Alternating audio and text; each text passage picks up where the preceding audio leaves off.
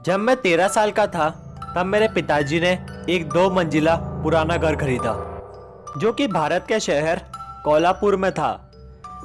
जब हम उस घर में शिफ्ट हुए तो शुरू के कुछ हफ्ते तो हमारे बहुत अजीब तरीके से गुजरे।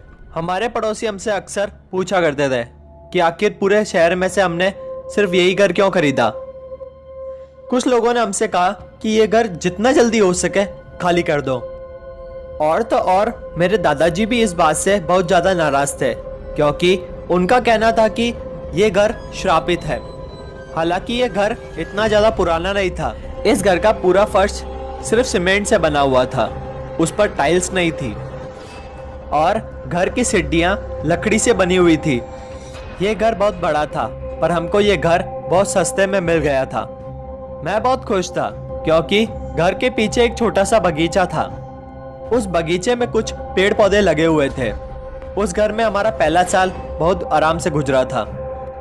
1 साल बाद धीरे धीरे हम सबको ये महसूस होने लगा था कि ये घर सच में श्रापित है क्योंकि उस घर में कुछ रहस्यमय और भूतिया घटनाएं हो रही थी।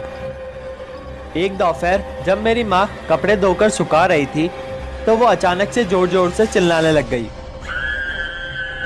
मेरी माँ ने कहा कि उन्होंने किसी के सीढ़ी पर चलने की आवाज़ सुनी और वो जो कोई भी था दरवाजे से छुपकर अपनी बड़ी बड़ी आंखों से उन्हें घूर रहा था और फिर वो अचानक से अंदर की तरफ भागा और बाथरूम में घुस गया।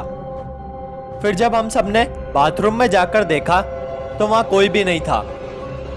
एक बार फिर ऐसी ही एक घटना तब हुई जब मेरे चाचा हमसे मिलने आए। उन्होंने भी हमारे घर में एक लड़के को सीढ़ियों से भागते हुए देखा जो जल्दी से बाथरूम में घुस गया।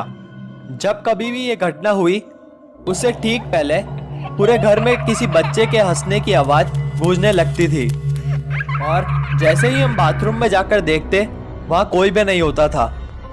ऐसी घटनाओं की वजह से घर में कोई भी ढंग से सो नहीं पा रहा था। मुझे भी हर वक्त मेरे कमरे में ऐसा लगता था कि मुझे कोई दरवाजे के पीछे से घूर रहा है। इन सभी घटनाओं का असर हमारे घर में रहने वाले हर व्यक्ति पर होने लगा। धीरे धीरे हम बहुत गरीब होने लग गए थे क्योंकि इस घर में आने के बाद मेरे पिताजी को भी व्यापार में बहुत घाटा होने लग गया था। ऐसा उनकी ज़िंदगी में पहली बार हुआ था और दूसरी तरफ घर में हो रही घटनाएं लगातार बढ़ती ही जा रही थी। मेरी माँ ने एक दिन चर्च के पादरी को हमारे घर बुलाया तो उन चर्च के पादरी ने हमारे घर में आने से मना कर दिया। उन्होंने बोला कि यह घर बहुत श्रापित है और इसमें रहने वाली आत्मा भी बहुत शक्तिशाली है। उन्होंने इससे बचने का सिर्फ एक ही रास्ता बताया। उन्होंने हमसे कहा कि जितनी जल्दी हो सके इस घर को खाली कर दो। पादरी की बात सुनने के बाद मेरे दादाजी और पिताजी ने यह तय किया कि अगली सुबह हम इस घर को खाली कर देंगे।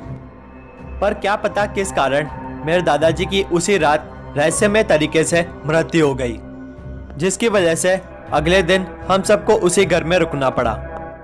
पर चौथे दिन की शुरुआत में ही हम उस घर को खाली करके छोड़ आए, पर आज तक वो डर हमारे दिलों में मौजूद है।